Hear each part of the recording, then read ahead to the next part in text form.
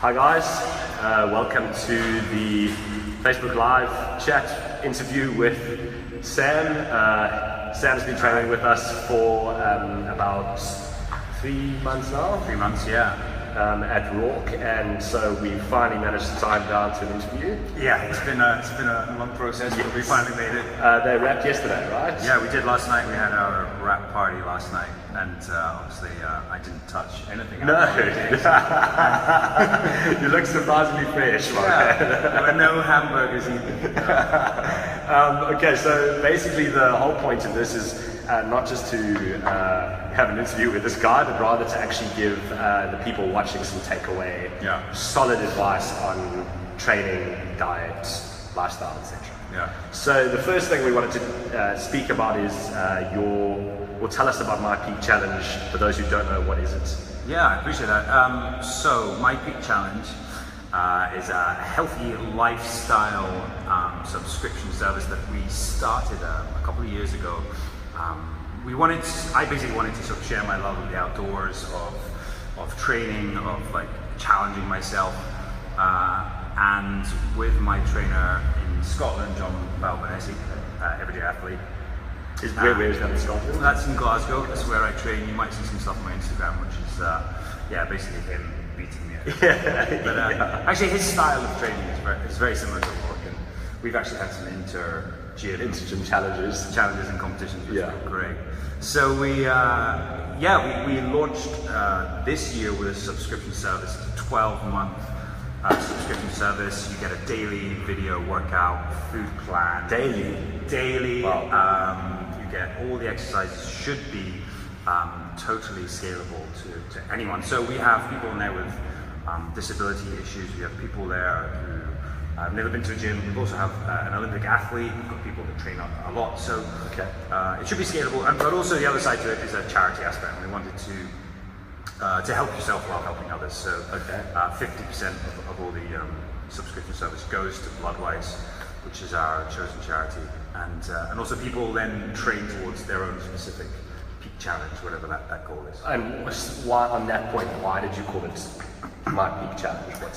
Yeah, it was about being specific to yourself and realizing that you shouldn't sort of measure yourself against what other people are doing. And also, I love climbing. We're looking at Table Mountain right now, and it's so appealing. I just love that sort of new horizon that it gives you when you get up there. Yes. Okay. I mean, it seems absolutely amazing what you're doing, and you've got a big event coming up, right? Yeah. Well, we're doing to sort of give back to our peakers. Is that what you call it? You belong to peaker. Yeah. You haven't got your t-shirt on it.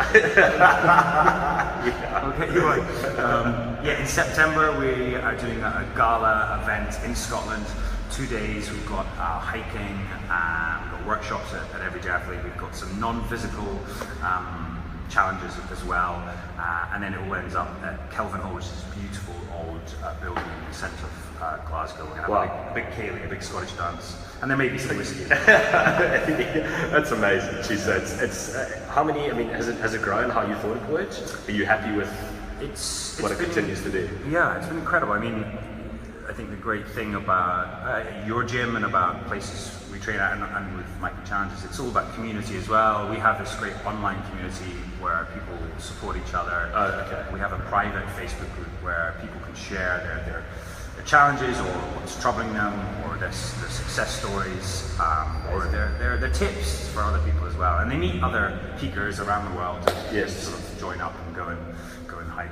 Incredible. I mean, what a thing to do with, obviously you have a presence and celebrity presence as a result of that and stuff, so to do that with the back end of it, actual good, tangible good, I think is incredible, especially in fitness. Yeah, I mean, I think that obviously I work on Outlander, it's this TV show that's given me a lot of opportunity, and I've enjoyed going to different places around the world, trying different sports or different challenges, and even coming here was a great reward, and I think that the show has given me that, and I feel very fortunate because the fans from the show have transferred over to My Peak Challenge. But we also have people there that have, thankfully or not thankfully, never watched the show, which is great. Cool. And then, so let's get to the nitty gritty of training and what you have been doing. So it's no secret you've got a men's health cover coming up, which we shot about a month. Actually, it was about 2 weeks ago. Oh, was it 2 weeks ago? Okay. So, I mean, I think everybody wants to be men's health cover ready. What would you say you did? Maybe because you came here with you trained hard. I mean, it wasn't, you were always working very hard in the gym and stuff. What would you say the main things, 2 or 3 things that you changed to kind of get to dial up your physique? Yeah. I mean, you guys have got a long-standing sort of relationship with men's health. You've done many covers, so I was in very good hands. And I actually knew of you guys before I came here. Myself and John back in Glasgow, we've been following you guys on your Instagram, watching your Instagram stories and your Facebook lives, and so we looked at. I mean, I guess actually diet was probably one of them. You know, I think my diet was okay, but I just had to be a little bit more strict. Actually, probably intensity was one. You know, we certainly went harder on a lot of our workouts. Yes. Sometimes you plateau, but ultimately it was also about balance, and I think more about rest than anything. Yes. I did a lot of walking, which was really enjoyable. A lot more sleeping, and which sounds kind of counterintuitive. Right? Yeah. To a lot of people. Yeah. I think the only reason that sounds counterintuitive to people is because they're probably not going hard enough in the gym. Yeah, and I think, or you know, you go hard or what you think is hard every day. Yes. There's no break. Your body doesn't have any time to rest and recover. But I think you're right. Yes, absolutely. Intensity is something that you can only measure by yourself and or the people you're sort of working with. But yes, it is important to sort of to have those peaks and troughs. Absolutely, and so I think for the men's health article that Sam is in, they asked me what Sam didn't do well, and the thing that he doesn't or didn't do well was that he went too hard all the time, which is quite unique for somebody actually. So when he was doing his runs, or there was no walking, you were just running or cycling, you were just bombing it. As a recovery session, he was just going way too hard. So do you want to share that kind of like endurance balance with the gym and the outdoor stuff? Yeah, well, I think so. Back to my trainer John in Glasgow, you know, he would hound on at me about active recovery sessions. In My Peak Challenge, we do a lot of hard sessions, active recovery, and I always thought that meant going for a long run, or a cycle, or like, you know, it was still some form of exercise that was quite intense, and I would hate it and never do it because I couldn't face it because I was already exhausted from the week of training and working. And so I think what I realized is actually it's all about heart rate and actually not going too high. And I recently got myself a heart rate monitor, and that's actually one of the best purchases I've got. Highly recommend buying a heart rate monitor. Yeah. Your heart rate doesn't lie, basically. Yeah, and actually keeping it at like 120 beats per minute is relatively easy, and all you need to do is go for like a fast walk, which can be, you know, very relaxing, or a cycle, a leisurely cycle, or you can do like a weight circuit that we sometimes do as well. Yes. Back onto diet, you did do some intermittent fasting, right? I did, yeah. Do you want to talk about that? What was that like? Well, actually, no. Do you know what I found? I found a lot of benefits from it. Very briefly, you sort of eat within a window of 8 hours. It was my chosen fast, so 16 hours of time you're not eating, and you can eat basically whatever you want within that 8 hours, within reason. Yes. And I really found after the first few days of hell, it actually released me. I felt, you know, not controlled by like, oh, I need to eat now, or panicking about, you know, there's this sort of, or maybe a myth about eating every 3 hours, or you must eat breakfast every day. Obviously breakfast is important, but also I found that, you know, maybe you just wait until lunchtime. There's some great podcasts I've been listening to all about intermittent fasting, some great reading. Tim Ferriss is great. Absolutely. And also I love this guy April James, who's got some great podcasts to listen to. Yeah, I mean, I think intermittent fasting is great. I think to do 7 days a week is quite tough. Yeah. Obviously you had a cover to get ready for, so that's fine. But if you are going to start doing intermittent fasting, I would recommend maybe doing 2 or 3 days a week and seeing how you handle that and grow into it, because it is quite difficult. Get some great comments here on the... We are, plenty. Good morning, hi everyone. Chocolate, do I eat chocolate ever? Actually, that's an interesting one. I do eat chocolate, and actually started when I was here. Because it's good. No, like dark chocolate, you know, like a little piece at night time, especially if you're fasting. You don't want to drink alcohol or eat dessert, but you know, a little square of 90% dark chocolate is. I didn't know about that until now, so I'm upset.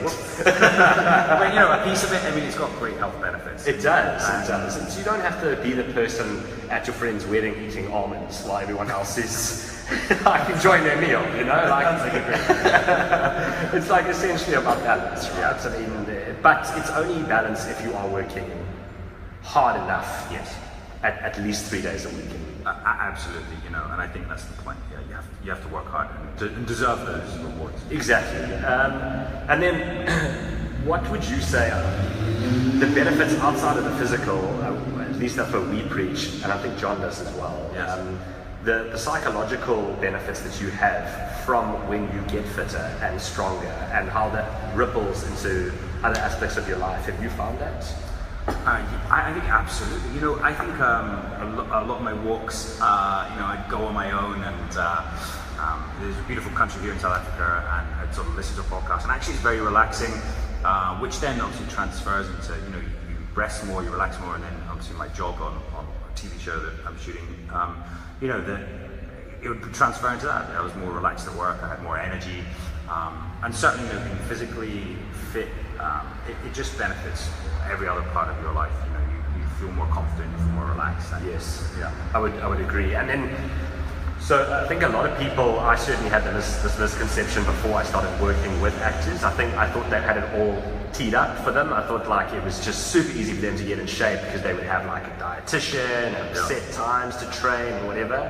And it is, I mean, especially on Sam's show, quite the opposite. I mean, you can film until 5 a.m. Some mornings he gets 4 hours sleep. They start shooting again at midday, and somehow he's got to fit a training session in that. And what would your advice be to people who have a very busy schedule? How do you prioritize it when you're tired? That kind of thing. Yeah, that's a good one. You know, our schedule changes all the time. As you said, you know, last week we were doing night shoots, which would start at 2 or 3 pick up in the afternoon, and then you're finishing at 4 or 5 in the morning. It's brutal. Yeah, it's tough. And then you're like, well, when do I eat? When do I train? And it's about, I guess, adapting and not pushing yourself to a point where you're stressed about it, but also fitting in it where you can. Yes. So if you can't fit in, that hour and a half workout or that hour workout, why not go do 20 minutes or get up early and just go for a walk, or and then. It's about yes, and I suppose also wanting it enough, just actually desiring. What's your goal? Yeah, it's not going to take care of itself. Cheat day. The comments on the song, they're great. And then finally, something we always ask everybody on here is, if you could only do one movement in the gym for the rest of your life, what would it be? Oh, wow, one movement in the gym for the rest of my life. Cool. You don't have to like the movement either. It can be something awful, but it might be good for you. Yeah, I mean, I think John and yourself probably say burpees because a lot of people say burpees. They are miserable. Yeah. But I mean, I love compound lifts. I love squatting. I love deadlifts, bench. So probably a squat of some variety. Okay.